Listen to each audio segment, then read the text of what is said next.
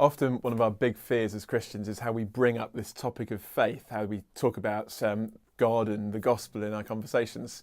Often it feels a bit like a gear shift, doesn't it? We're going from talking about other things to suddenly talking about spiritual things, and we can be quite fearful of that.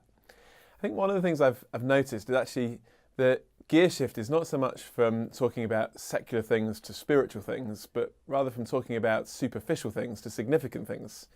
If our conversations are only ever about the weather and about sport, it's always going to sound a bit weird to suddenly plunge into conversations about eternity and the God of the universe.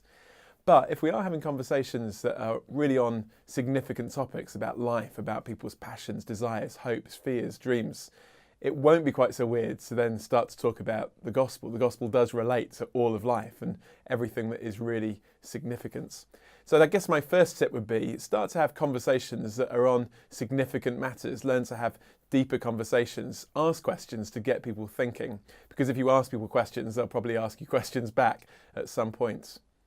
Another thing I've found really helpful is a piece of advice that I was given once by the evangelist Becky Pippert.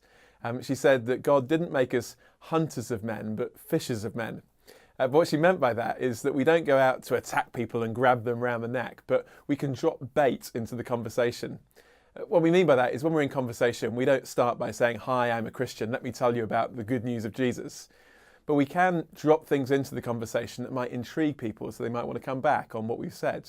And just little things, maybe indicating that we are Christians, or something that we've heard, or something we've been thinking about, that people might take up, or they might not. And that's okay. I think the other thing is to say we don't have to force every conversation to get around to the gospel. We can trust God in that. I think if we're prayerfully asking God for opportunities to talk about Jesus, and we're boldly expectant that those opportunities will come along, they will happen. And we can, in one sense, trust God will bring those opportunities along in His timing. So we're ready for them, we're eager to take them when they come, but we're not forcing them to happen if they're not really there.